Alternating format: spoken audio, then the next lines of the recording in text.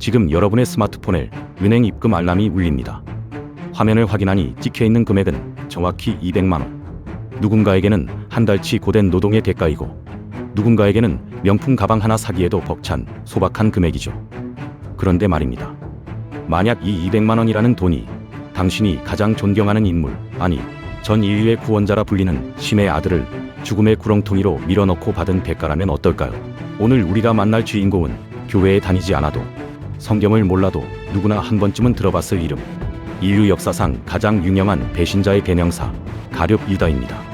그가 스승 예수를 팔아넘긴 대가로 손에 쥔 은화 30립을 현재 가치로 환산하면 고작 200만원 남짓입니다. 도대체 왜 그는 단돈 한 달치 월급에 자신의 영혼과 스승의 목숨을 통째로 넘겼을까요? 단순히 돈에 눈이 먼 탐욕가였을까요? 아니면 우리가 모르는 치밀하고도 잔인한 계산이 있었던 걸까요? 2000년 전 예루살렘, 횃불 연기와 피 비린내가 자욱한 그 현장 속으로 여러분을 안내합니다. 가룟 유다. 그는 처음부터 배신자의 얼굴을 하고 나타나지 않았습니다. 오히려 그는 예수의 12제자 중 가장 세련되고 명석한 두뇌를 가진 엘리트였습니다. 베드로를 비롯한 대부분의 제자가 갈릴리 호수에서 그물질이나 하던 거칠고 투박한 어부 출신이었던 것과 달리 유다는 유대 남부의 도시 그리오 출신의 인텔리였습니다. 그의 성향은 요즘 말로 하면 철저한 전략가형인 INTJ에 가까웠죠. 그는 감정보다는 논리를, 이상보다는 숫자를 믿었습니다. 그런 명석함 덕분에 그는 제자 공동체의 모든 돈을 관리하는 회계사 자리를 꿰찼습니다. 하지만 유다의 머릿속 계산기는 제자들과는 전혀 다른 방향으로 돌아가고 있었습니다. 유다에게 예수는 자신의 야망을 실현해줄 거대한 비즈니스 파트너이자 인생을 건 도박이었습니다.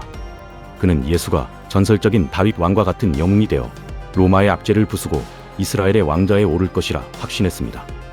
만약 예수가 왕이 된다면 그의 돈계를 맡은 최측근인 유다 역시 막강한 권력을 쥐고 신분이 상승할 것이라 믿었죠. 가난한 그리오 출신에서 대제국 이스라엘의 핵심 권력자로 거듭날 날만을 유다는 손꼽아 기다려왔습니다. 하지만 그 거대한 기대가 처참하게 무너지기 시작한 건 얼마 전부터였습니다. 예수는 로마를 몰아낼 군사적 책략을 짜기는커녕 내 이웃을 네 몸과 같이 사랑하라는 시기소박하고도 힘 빠지는 가르침에만 몰두했습니다. 세상을 뒤엎을 권력에는 전혀 욕심이 없어 보이는 예수의 모습은 유다에게 큰 환멸과 실망을 안겨주었습니다. 설상가상으로 예수는 제자들과 모인 저녁 식사 자리에서 빵을 떼어주며 이것은 나의 몸이다, 포도주를 건네며 이것은 나의 피다라고 말하며 곧 자신이 붙잡혀 고난을 받고 죽게 될 것이라고 직접적으로 예고하기까지 한 겁니다. 유다의 냉철한 뇌는 경악했습니다. 왕관을 써야 할 메시아가 스스로 패배와 죽음을 선언하다니요. 유다는 생각했습니다. 이 리더는 무기력한 몽상가거나 아니면 제정신이 아니다. 이렇게 무의미하게 죽을 바에야 내가 판을 짜서 리더를 각성시키거나 이 비즈니스를 손절해야 한다. 유다는 곧장 어둠을 틈타 대제사장 가야바의 밀실을 찾아갑니다. 지하 밀실의 축축한 곰팡이 냄새와 일렁이는 횃불 아래서 인류 역사상 가장 추악한 거래가 시작됩니다. 유다는 제안합니다. 내가 그를 너희에게 넘겨주겠다. 얼마나 주겠소? 대제사장들은 비릿한 미소를 지으며 탁자 위에 가죽 주머니를 던집니다. 쾅! 묵직한 소리와 함께 쏟아져 나온 것은 은화 30립. 당시 율법에 따르면 은화 30립은 노예 한 명이 소에게 바쳐 죽었을 때 주인이 받는 배상금이었습니다. 즉, 대제사장들은 예수를 인간 이하의 노예값으로 책정해 유다를 모욕한 것이고 유다는 그 차가운 금속 덩어리들을 손으로 쓸어 담으며 흔쾌히 고개를 끄덕였습니다.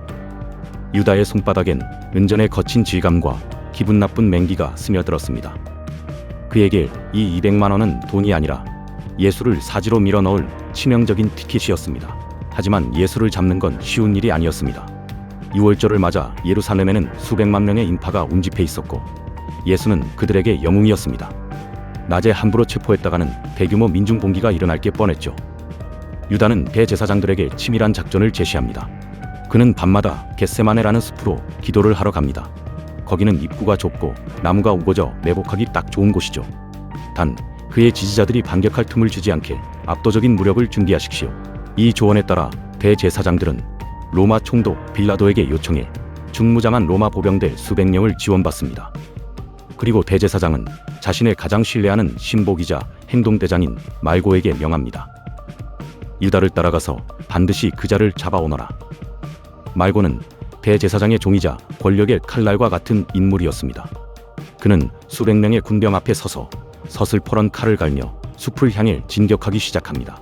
같은 시각 예수는 감람산 기슭의 겟세마네 숲에 있었습니다. 겟세마네는 히브리어로 기름을 짜는 틀이라는 뜻입니다. 예수는 그곳에서 자신의 운명을 피하고 싶은 인간적인 본능과 신의 뜻을 따라야 한다는 사명감 사이에서 처절한 사투를 벌입니다. 마치 올리브를 태에 넣고 으깨어 귀한 기름을 얻듯 예수는 자신의 염원을 짜내는 기도를 올립니다.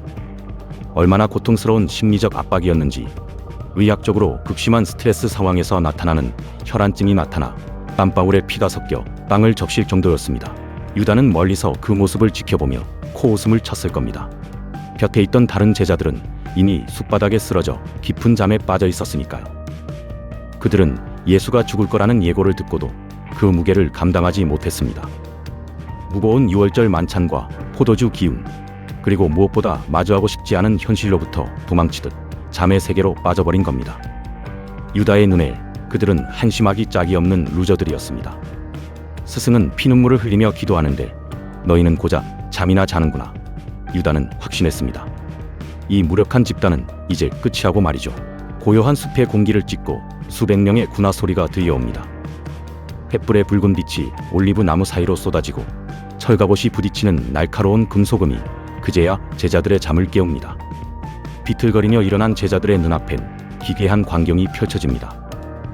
횃불 연기 너머로 수백 자루의 창끝이 자신들의 목을 겨누고 있었고 그 선봉에는 대제사장의 신복 말고가 차가운 금속 투구를 번뜩이며 서 있었습니다. 유다는 군병들을 뒤로한 채 예수에게 천천히 다가갑니다. 그리고 약속된 암호대로 스승의 뺨에 자신의 입술을 갖다 댑니다. 랍비여, 안녕하십니까? 사랑의 표현이 죽음의 낙인으로 변하는 순간입니다. 예수는 떨리는 유다의 눈은 정면으로 응시하며 나직하게 묻습니다. 유다야, 네가 입맞춤으로 나를 파느냐? 그 조용한 물음이 끝나기도 전이었습니다. 유다 바로 뒤에서 상황을 예의주시하던 말고가 거친 손을 뻗어 예수의 멱살을 잡으려 달려듭니다. 잡아라. 말고의 고함이 터지자마자 잠에서 깬 공포가 극도의 분노로 변한 베드로가 품 안에서 단검을 뽑아 번개처럼 날아오릅니다. 내 스승에게 손대지 마라. 번뜩이는 칼날이 횃불 아래서 궤적을 그리며 허공을 가르고 예수의 어깨를 잡으려던 말고의 오른쪽 귀가 처참하게 잘려 바닥으로 떨어집니다. 말고의 찢어지는 비념과 함께 숲은 순식간에 피냄새 진동하는 아수라장이 됩니다. 로마 병사들이 칼을 뽑아들고 제자들을 도륙하려던 그 찰나 예수가 외칩니다. 이것까지 참으라. 예수는 오히려 베드로를 꾸짖으며 떨어진 말고의 귀를 어루만져 고쳐줍니다. 유다는 이 광경을 보며 경악했습니다. 왜 싸우지 않는 거지? 왜 저 압도적인 힘으로 저들을 쓸어버리지 않는 거야? 유다의 예상과 달리 예수는 너무나도 초연하게 스스로 두 손을 내밀어 포박당합니다. 수백 명의 병사에게 거칠게 끌려가는 예수의 긴 모습을 보며 유다의 가슴속엔 자신의 계획이 완전히 어긋났다는 차가운 공포가 피어오르기 시작합니다. 다음날 아침 예루살렘은 피비린내 나는 광기에 휩싸입니다.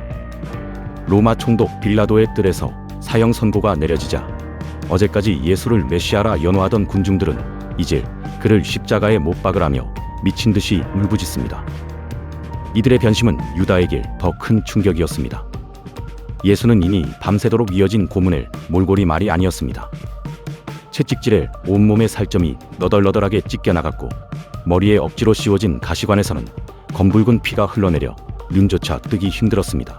예수는 이제 자신의 사형 도구인 무거운 나무 십자가를 등에 메고 처형장인 골고다를 향해 걷기 시작합니다.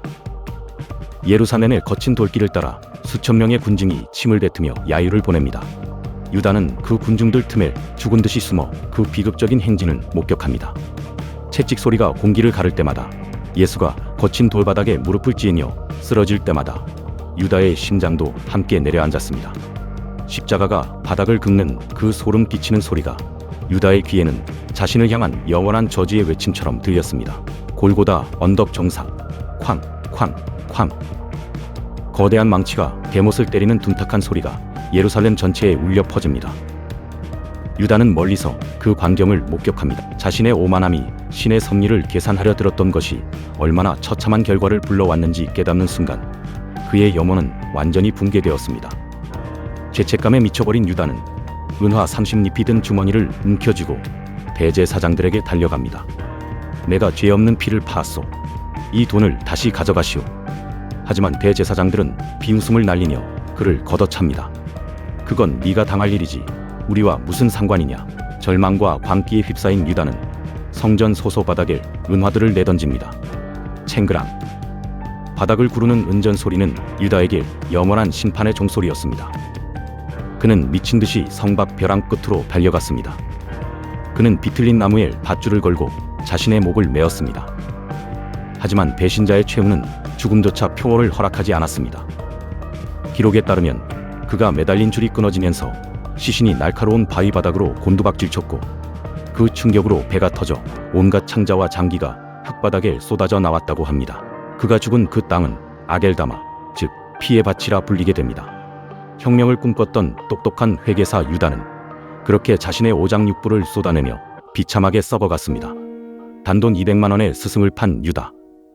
하지만 2000년이 지난 지금도 우리는 매일 유다와 같은 선택의 기로에 서 있습니다. 여러분에게 묻고 싶습니다.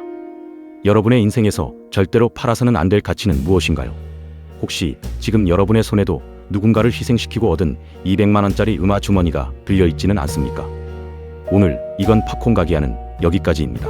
이 핏빛 실화가 흥미로우셨다면 구독과 좋아요 부탁드립니다.